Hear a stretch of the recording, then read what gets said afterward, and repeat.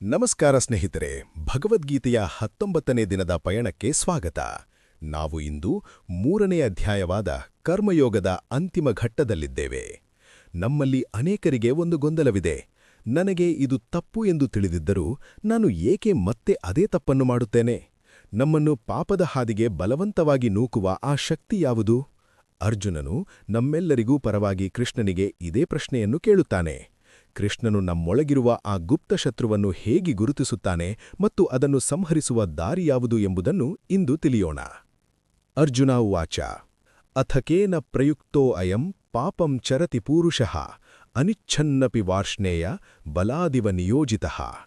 ಅರ್ಜುನನು ಕೇಳಿದನು, ಕೃಷ್ಣ, ಮನುಷ್ಯನು ತನಗೆ ಇಷ್ಟವಿಲ್ಲದಿದ್ದರೂ ಸಹ ಯಾರೋ ಬಲವಂತವಾಗಿ ದೂಡಿದಂತೆ ಪಾಪದ ಹಾದಿಯಲ್ಲಿ ಏಕೆ ನಡೆಯುತ್ತಾನೆ?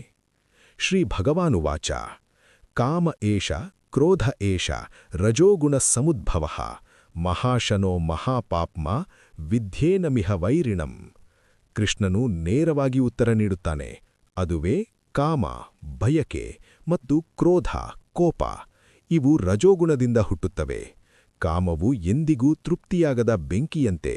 ಅದು ಎಷ್ಟು ಆಹುತಿ ನೀಡಿದರೂ ಇನ್ನೂ ಬೇಕು ಎನ್ನುತ್ತದೆ. ಈ ಬಯಕೆ ಈಡೇರದಿದ್ದಾಗ ಅದು ಕೋಪವಾಗಿ ಬದಲಾಗುತ್ತದೆ. ಇವೇ ಮನುಷ್ಯನ ಅತಿದೊಡ್ಡ ವೈರಿಗಳು ಎಂದು ಕೃಷ್ಣ ಎಚ್ಚರಿಸುತ್ತಿದ್ದಾನೆ. ಧೂಮೇನಾವ್ರಿಯತೆ ವಹ್ನಿರ್ ಯಥಾದರ್ಶೋ ಮಲೇನ ಚ ಯಥೋಲ್ಬೇನಾವ್ರತೋ ಗರ್ಭ ತಥಾತೇನೇ ದಮಾವ್ರತಂ. ಕನ್ನಡ ಅರ್ಥ: ಹೊಗೆಯಿಂದ ಬೆಂಕಿಯು, ಕೊಳೆಯಿಂದ ಕನ್ನಡಿಯು ಮತ್ತು ಗರ್ಭಕೋಶದಿಂದ ಗರ್ಭವು ಹೇಗೆ ಮುಚ್ಚಲ್ಪಟ್ಟಿರುತ್ತದೆಯೋ ಹಾಗೆಯೇ ಈ ಕಾಮದಿಂದ ಮನುಷ್ಯನ ಜ್ಞಾನವೂ ಮುಚ್ಚಲ್ಪಟ್ಟಿದೆ. ನಮ್ಮೊಳಗೆ ಜ್ಞಾನದ ಬೆಳಕಿದೆ, ಆದರೆ ಅತಿಯಾದ ಆಸೆಗಳೆಂಬ ಹೊಗೆ ಅದನ್ನು ಕತ್ತಲಾಗಿಸಿದೆ. ಕನ್ನಡಿಯಲ್ಲಿ ಧೂಳು ಕುಳಿತರೆ ನಮ್ಮ ಮುಖ ನಮಗೆ ಕಾಣುವುದಿಲ್ಲ.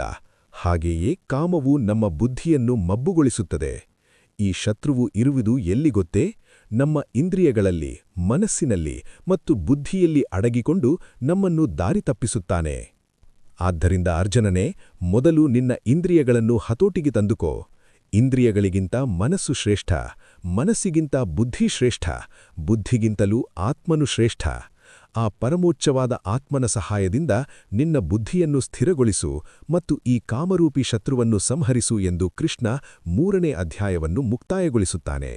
ನಾವು ಶತ್ರುವನ್ನು ಹೊರಗೆ ಹುಡುಕುತ್ತೇವೆ, ಆದರೆ ಯುದ್ಧ ಮಾಡಬೇಕಿರುವುದು ನಮ್ಮ ಒಳಗಿನ ಆಸೆಗಳ ವಿರುದ್ಧ. ಮನಸ್ಸನ್ನು ಬುದ್ಧಿಯಿಂದ ನಿಯಂತ್ರಿಸಿದಾಗ ಮಾತ್ರ ನಾವು ನಿಜವಾದ ಕರ್ಮಯೋಗಿಗಳಾಗಲು ಸಾಧ್ಯ. ಸ್ನೇಹಿತರೆ, ಇಲ್ಲಿಗೆ ಕರ್ಮಯೋಗ ಅಧ್ಯಾಯ ಮುಗಿಯಿತು. ನಮ್ಮೊಳಗಿನ ಶತ್ರು ಕಾಮ ಎಂದು ನಮಗೆ ತಿಳಿಯಿತು. ಆದರೆ ಈ ಅದ್ಭುತ ಜ್ಞಾನ ಎಲ್ಲಿಂದ ಬಂತು? ಕೃಷ್ಣನು ಇದನ್ನು ಮೊದಲು ಯಾರಿಗೆ ಹೇಳಿಕೊಟ್ಟಿದ್ದನು? ಅವತಾರ ಪುರುಷನ ರಹಸ್ಯವೇನು? ಯದಾ ಯದಾ ಹಿ ಧರ್ಮಸ್ಯ ಎಂಬ ಪ್ರಖ್ಯಾತ ಶ್ಲೋಕದ ಹಿನ್ನೆಲೆಯೇನು? ಇದನ್ನು ನಾವು ನಾಳೆಯಿಂದ ಆರಂಭವಾಗುವ 4ನೇ ಅಧ್ಯಾಯ ಜ್ಞಾನಕರ್ಮ ಸನ್ಯಾಸ ಯೋಗದಲ್ಲಿ ತಿಳಿಯೋಣ. ಧನ್ಯವಾದಗಳು.